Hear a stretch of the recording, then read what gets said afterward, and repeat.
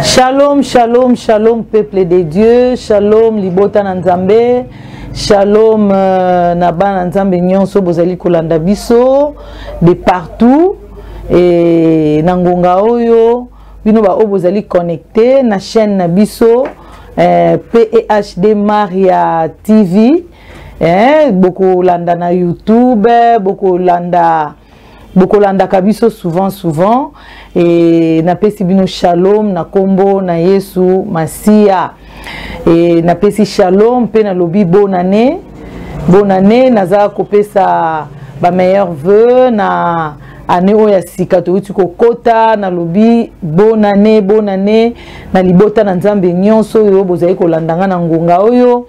Et bisika nyonso ba membre ya plaidon ensemble pour l'homme de Dieu Bozwami, nazomona plaidon ensemble pour l'homme de Dieu Kinshasa, nazomona plaidon ensemble pour l'homme de Dieu Lubumbashi, nazomona plaidon ensemble pour l'homme de Dieu Angola, précisément na Luanda, oe kambami na maman Régine, shalom, nazakomona kuna na Lubumbashi ba maman Brigitte, shalom, et ba plaidon nyonso ya mokili mobimba nazali komona kuna na Benin, nazali komona na Isiro, nazali komona partout dans le monde, Mbujimai, shalom, Nakananga, shalom. Nzambe ya lola apambola bino na mvula oya sikato bandi année 2022. Pona biso na plaidon ensemble pour l'homme de Dieu. Kolo ebisaki biso ke année 2022 za pona biso année ya louange. Alléluia. Talatina na yeli susu liboso ya etandoike. Na hili susu na plateau na biso ya TV na biso oto mesana kolanda TV PEHD Maria TV Luka yangoyo o nano s'abonner te bo s'abonner belé o eza TV na biso ya plaidon ensemble pour l'homme de Dieu. Ezali TV o ezali ko permettre que ceux qui te limitent sur information concernant les serviteurs de Dieu, concernant ba événements, ba campagne de prière auto organisaka TV Angoyo PEHD Maria TV ezali TV na bino bana nzambe eza TV ya basali ya nzambe bo s'abonner belé et nzambe akoyeba bongo kopambola bino et nangonga oyo na eliboso na bino na memeli bino sango malamu boyebi ke tango Mosakoli Maria Chama alekaka liboso ya etandoike ezalaka toujours pona komema sango malamu soki toza basali na nzambe c'est pour apporter la bonne nouvelle. Et sango malamu na yena ngona tongo na lelo yo ozali kolandanga na tongo yo ozali kolandanga na pokwa na midi je ne sais pas à quelle heure ozolanda émission oyo mais sango malamu na memeli yo bien aimé ezali bongo plaidons ensemble pour l'homme de Dieu. Je l'ai toujours dit et na ko continuer ka kolobaka yango que plaidons ensemble pour l'homme de Dieu c'est une bonne nouvelle. Prise en charge de l'homme de Dieu par la prière, ezali sango malamu bien aimé. Oyo mokili mobimba bazana posa ya koyoka yango. Parce que ezali ko échapper bato ebele.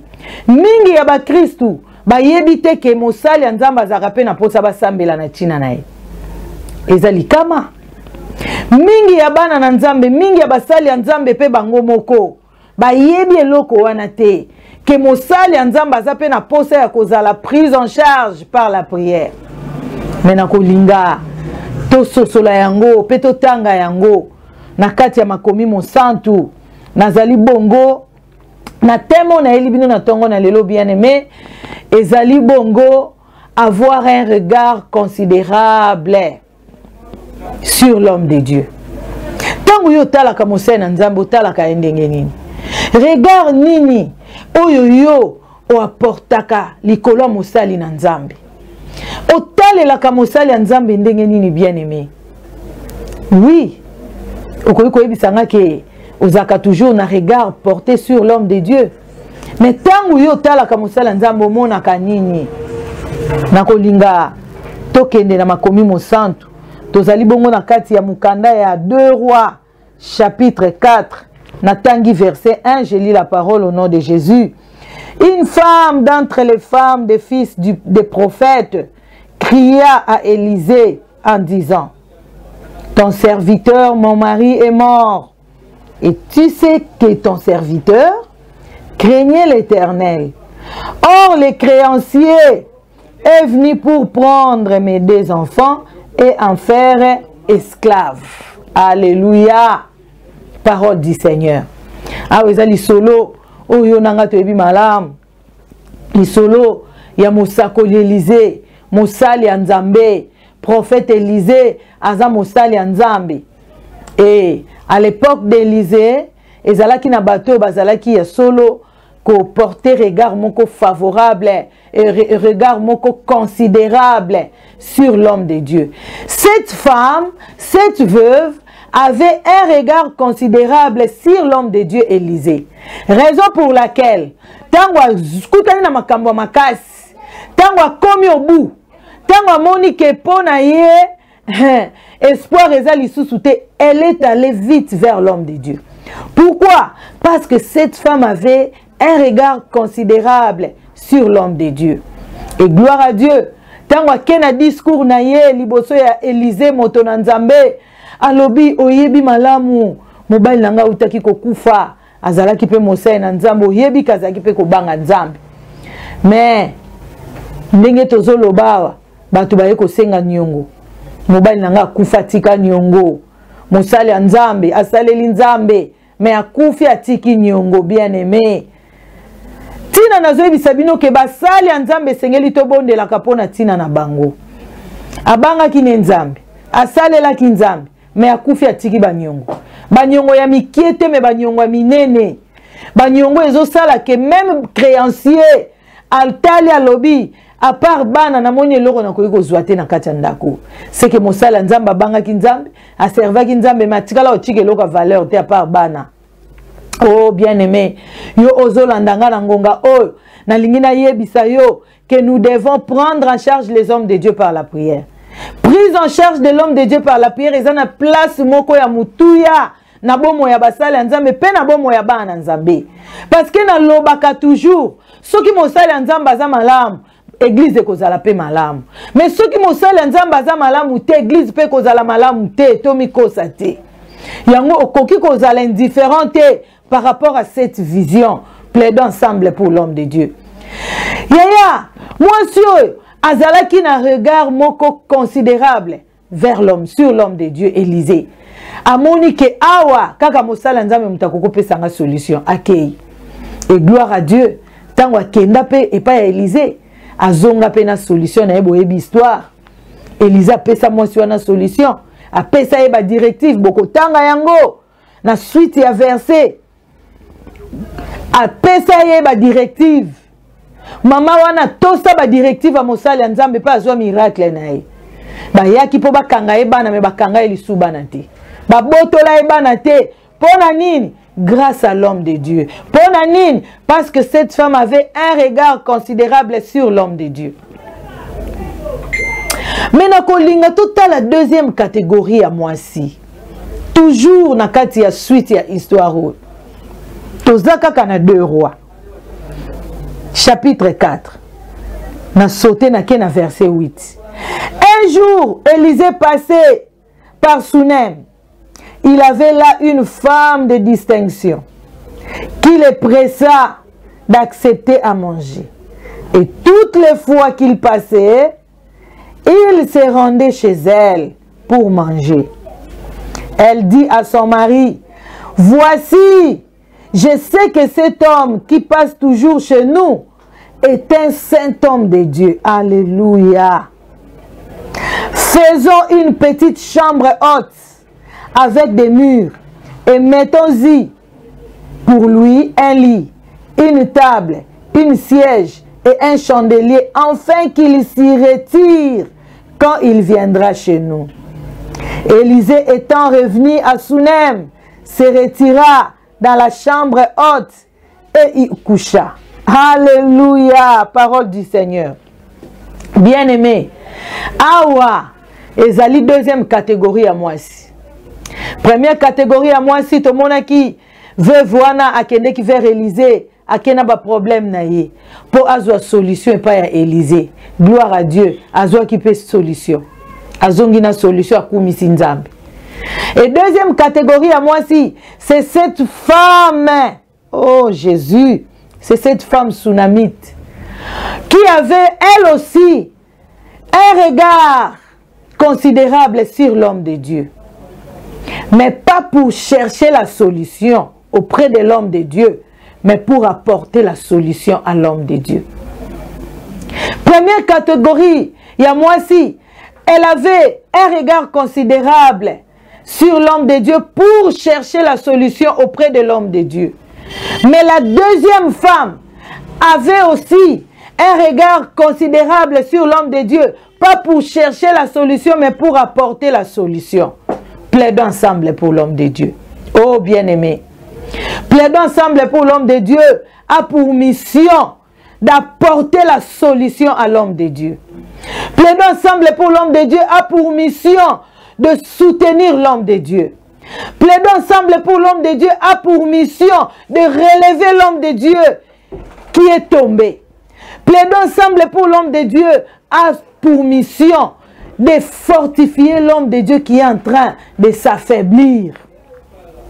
Botala Moisieu, une femme de distinction, qui avait aussi un regard considérable sur l'homme de Dieu.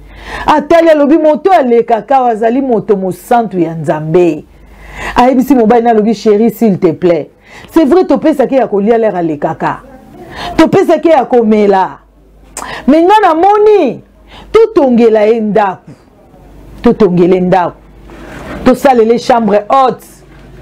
O ekoki ko permettre ye ata soka aza ya kolemba. Moya zongeza te a se retiraka.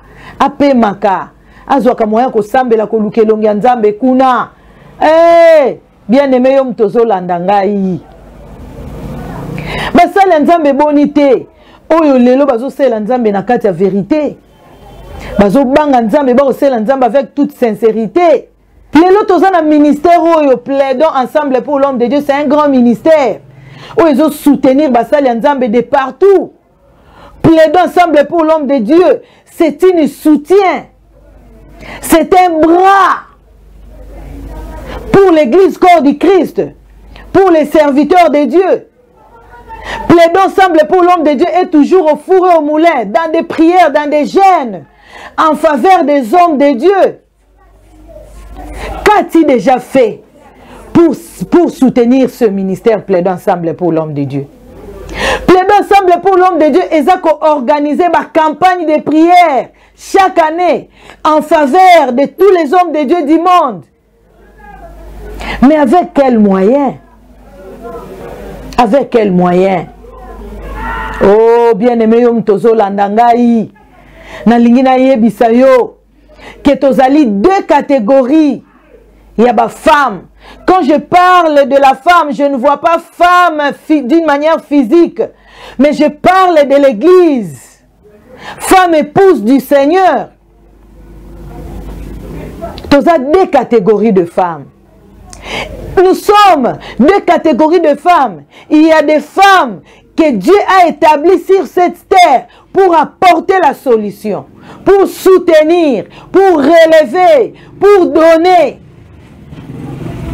Oh bien-aimé, nalingi kaka na réveiller conscience na yo mtozo la démission.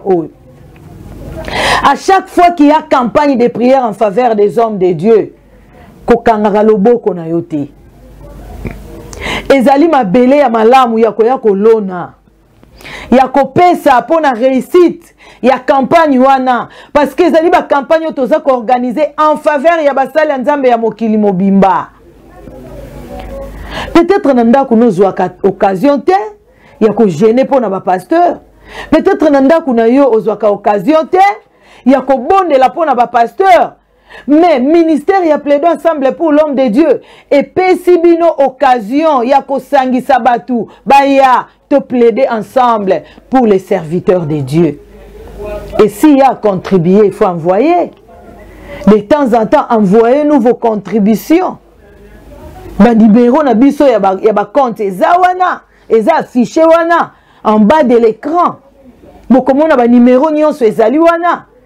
Okoki kotinda pe soutien na yo na Orange Money na 085 88 29 343.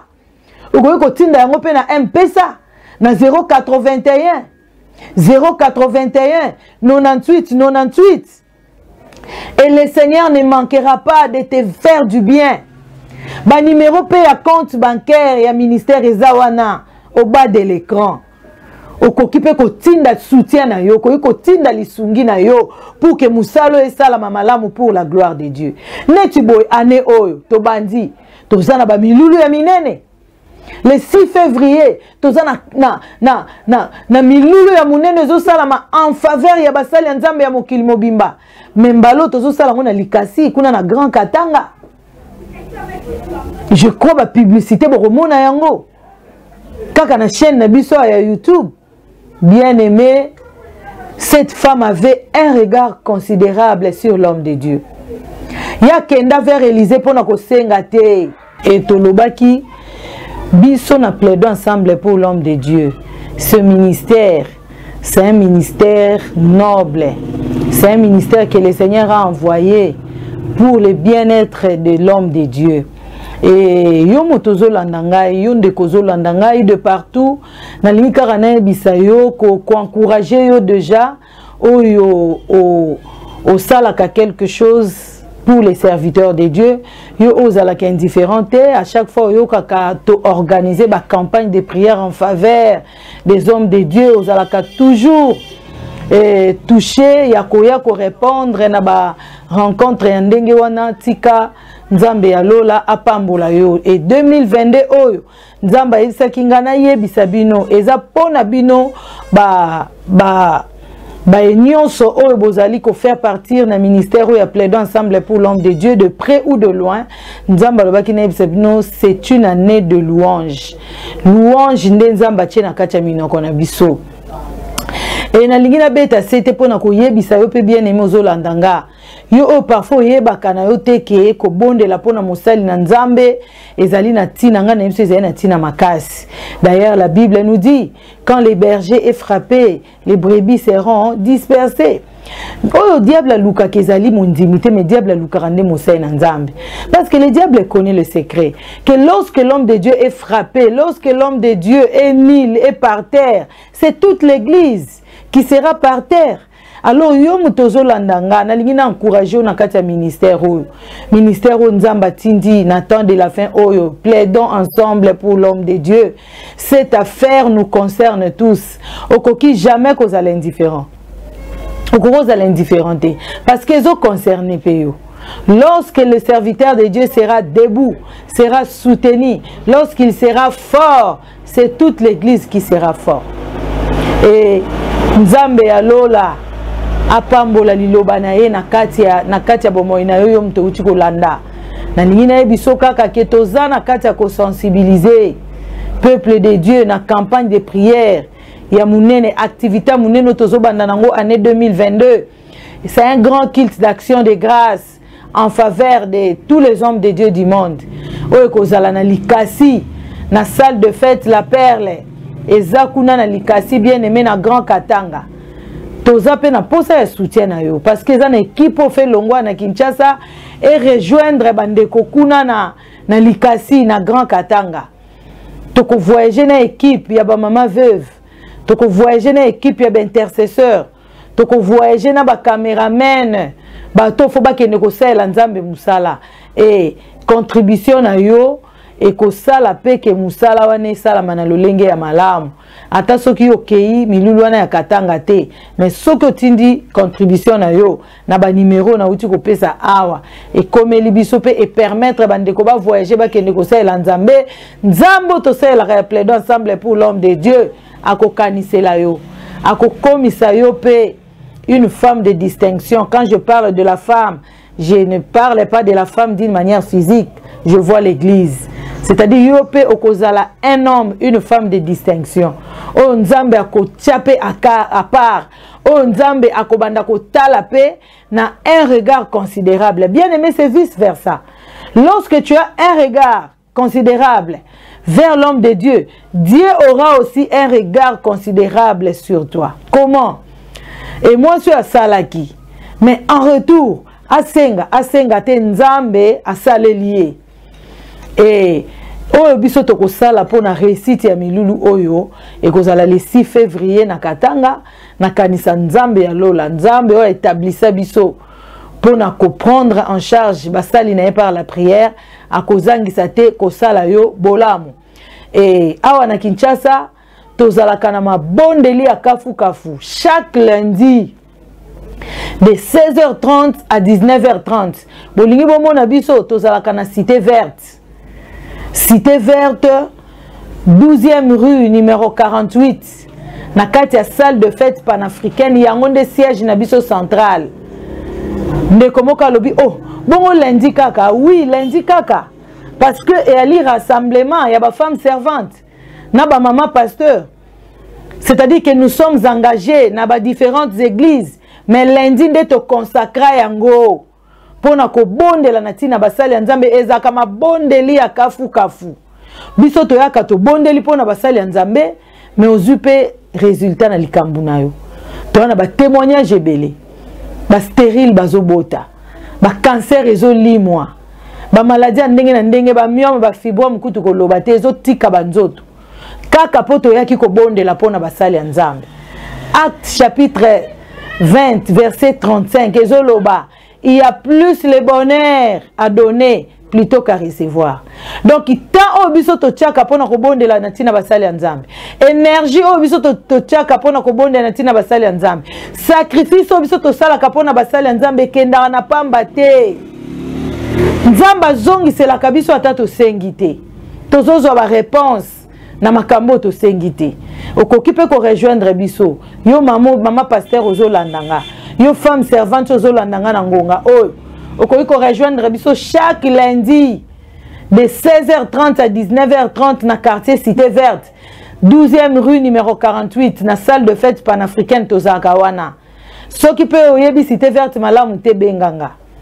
Numéro yango wana 085 88 29 343 085 88 29 343 obengi ozwi mosakoli Maria yemoko olota kipendoto ozana discernement na ngote na ngolu ya Nzambe. Nzamba pesa biso pe likabo ya kolimbola bandoto oza pe na likambu ozomona flou okoki pe koya kozwa orientation ya Nzambe directive neti nga nazalaka wana bien avant. Chaque lundi bureau nangeza wana. Chaque lundi nazalaka wana de 15h juste nazara déjà wana pona ko régler ba problème abatu pona ko bondela na tina batu ozape na likambu moko zo linga Nzamba sala na vie na yo yaka parce que biso chez nous c'est la prière. C'est la prière, 100% prière. Et ozape na ba problème o lingi vraiment intervention en Nzambe. Yaka ko lukabiso chaque lundi tozaka na salle panafricaine de 15h. 15h nde na yambaka na bondela rapona batu. 16h30 prière et bandi. Et pona lelo na koyebisa bino Nzambo na salelaka. Nzambo ya benganga. Nzambo établisanga na kati ya lotomo oyo asala yo bolamu. Encore une fois de plus, bonne année. Na ko bondela pona bino. Yawe Nzambe na nguya, Nzambe ya makoki nyonso. Nzambe ya plaidant ensemble pour l'homme de Dieu. Le vrai Dieu, l'unique et le véritable. Jésus-Christ de Nazareth. Na bondeli. Pona bandeko nyonso balandi émission oyo. Papa, bo bazaki na ba problème. Tikete bazo ba solution na kombo na Yesu. O bazaki malade, babika na kombo na Yesu. Oyo bazali ko luka intervention na domaine songolo to pakala e pesa mela bango na kombo na Yesu Masia. Mingi koleka na bondeli pona basali na yo. Oyo pe balanda ke mission oyo. Pe oyo bakolanda yango meme na rediffusion. Papa tiketo sala bango bolamu. O relever bango, o fortifier bango, o soutenir bango davantage. Na année 2022 tikete o fortifier bango, renouveler lisusu makasi na bango. Basalelo lisusu na nguya pe na mpiko. Na kombo na Yesu Masia, nde na bondeli na kondima. Amen. Que le Seigneur vous bénisse. O sanate, ko s'abonner na chaîne na biso, TV na biso ya ministère ya plaidant ensemble pour l'homme de Dieu. PEHD Maria TV. PEHD Maria TV ezali télévision. Il y a ministère et à plaidant. Bo s'abonner massivement et beaucoup banda ko zwa ba information ya ministère pe beaucoup banda ko zwa ba mateya mususu pe ba émission mususu otosala et toujours pour l'avancement du royaume, et le Seigneur ne manquera pas de vous bénir. Bye, bye, bye.